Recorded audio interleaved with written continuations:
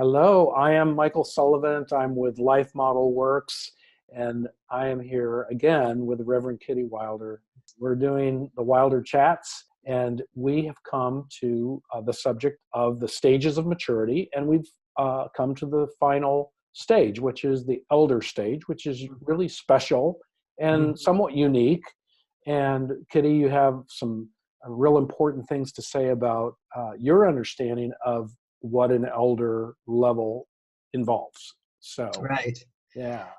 Yeah, this is a big topic. And so being able to reach the elder stage maturity, your youngest child needs to be at least 13 or older because now they've entered the adult stage of maturity.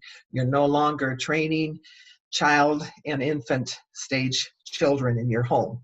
So once you've gotten to that, you have the capability. Now, becoming an elder, it's kind of a difficult one. Now, when we were in California, we had lived there for about 40 years. So people had seen how we had raised our children, how our marriage had progressed during those years. So we became elders in that community. Now that we've moved to Colorado, we are in a new community and we are no longer elders. So it's not that our children are not 13, but we are in a new community and people don't know us. And so we are having to earn that trust, having to earn kind of the stage or whatever, the opportunity. So I will go through these requirements or the stages of the elder stage, and we'll talk about them a little more clearly. Okay. So I have a community of people to call my own. We had that in California. We don't have it here. We're developing that here. I am recognized by my community. The community knows who I am, how I have grown, how I fit into the community, whose family members I am, connected with.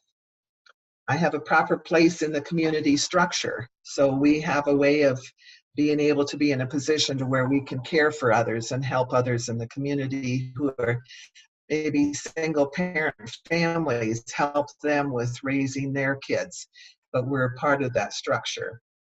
And I'm valued and defended by the community. So they look out for you also as an elder, as an older person. And the older ones now in the elder stage, we demonstrate hospitality. Now, when we get to this stage, we're the ones that can help be hospitable to people that are travelers, the widows, the orphans, the strangers, young families that have young children. When they're being hospitable and may host, like a traveling evangelist or whatever, oftentimes they get molested. We encourage families that if you have children younger than 13, you shouldn't be having any strangers stay in your home. It's best to be the elders are the ones that take care of those people going through because they have earned that stage, and we want to protect those children. We don't want to just bring anybody into our homes. I give life to the familyless, so the widows, the orphans, and the stranger going through. I help my community mature, so we know these stages of maturity and we can help those that are struggling, the ones that don't really have a path, being able to help them along the way. I build and maintain the community identity. So we're the ones that really understand who we are as a people and what we represent. I don't abandon when I disengage. So we're not, when we get ill or when we, are failing in health or losing it, we don't abandon people. We still are caring for them. I share others' feelings, but still know who I am and who they are. So we don't become codependent and take on all their problems. We can help them, but we still remember who we are and who they are and just help them along life's journey. I continue to be the same person when provoked or tempted. So again, we're still learning who God created us to be, that we're the same person over time, no matter what circumstances are we're coming up to. And so it says, I bear up well under misunderstandings, accusations, rage, and contradictions. Now, we don't become self-justified, we don't become defensive, but we bear up under that, and we help clarify, help people understand where we're coming from or admit our mistakes and be able to make those corrections. So we do those well as an elder. I see some of what God sees in every situation. So we're able to see the community through God's eyes.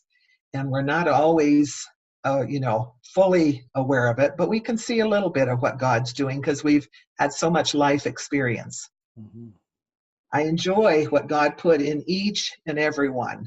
So oftentimes we talk about having life flow through you. So we like to talk about having 3 people upstream from you that give you life and making sure you have 3 people downstream that you give life to.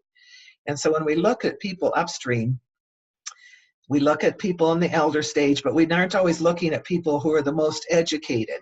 Sometimes the sweet little old lady in church that just lights up when she sees you, she's someone who's giving you life because she's enjoying seeing you and delights in that. And so that's building joy. Yeah. So someone who gives you life like that is somebody upstream from you. And so don't discount all those little old ladies or those little old men that just love to smile at you and delight in seeing you, because they're life givers. Yes.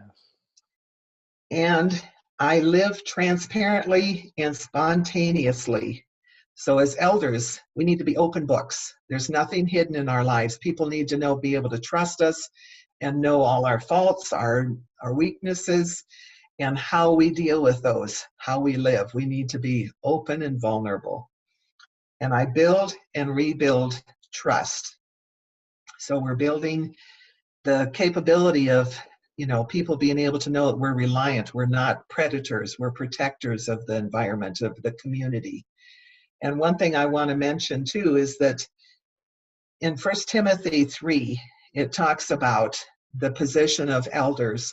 And that is in the churches where we have these elder boards, we need to pay attention to the people having earned this elder stage.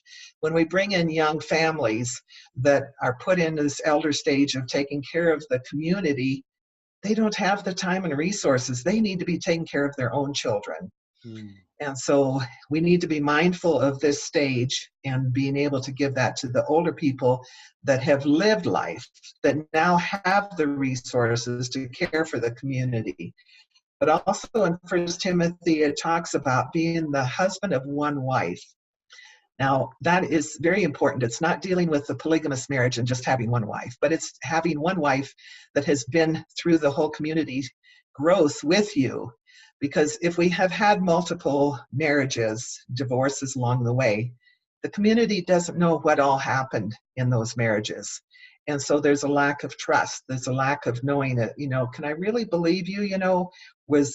Were you the only one not at fault in what happened there? Because if you were at adult stage maturity, you should have been able to have worked through the difficulty. And if there's remarriages from death, that's a different issue. But in divorces where there's been difficulties, it's not appropriate for that person to become an elder in this stage of life. Mm-hmm. So sometimes that's a little difficult for communities to understand, but it's an important aspect for the vulnerability of the community and the elder being open and vulnerable to be able to let their lives be in an open book. Yeah.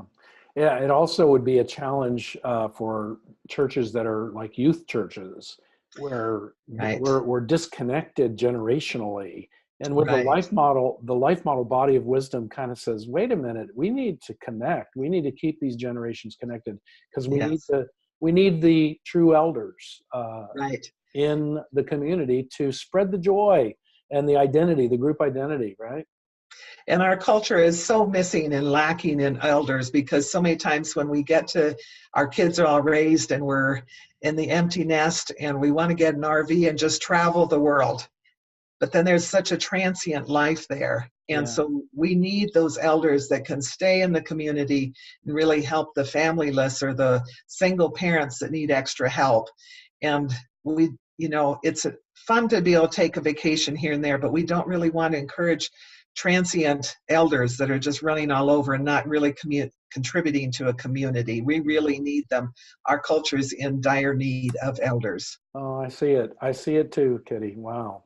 Well, this has been fabulous to talk about the stages of maturity and to hear some details. It's not just general, like everybody knows already what it's all about. It's details that describe the characteristics of each stage of maturity. And Yeah. when we get those details, it becomes fabulous. It becomes a fabulous source of conversations. These are fine points that Yeah. we're able to have great conversations around. And also when we know what's characterizing a particular stage, we know what's missing in our lives or in the lives of others around us, and we're able to bat that around and really start to make progress in becoming mature men and women the way that Jesus wants us to. And we want to become mature, but we want to be able to be weak and let God be strong. Yeah, that's so important. You're so right, because a lot of times people define maturity as, okay, I've overcome all my problems, and we pretend like we're, perfect when we're not, and that doesn't help. That's counterproductive. Right. So we can become truly mature and still have some needs and be vulnerable and talk about our struggles. Right. Yeah. Sharing that encourages other people and gives them hope for their journeys. Yeah, that is so true. Yes. Well, again, Kitty, thank you for your time, and thank you for the years of building up this body of thought and knowledge and wisdom. And You're welcome. I hope that our audience has really enjoyed the theme of this series, the stages of maturity and understanding them. So hit our website, lifemodelworks.org. There's a lot of great resources there. And Kitty, thank you. Thank you for who you are. And thank you. Appreciate that. All right. So okay. I don't know what's next for Wilder Chats. We'll have to be in prayer, but we'll come up with some more good stuff to talk about. Yeah, we've got more to talk about. All right, Kitty. Okay. Thank you, Michael. Have a good Bye-bye. day. Bye-bye.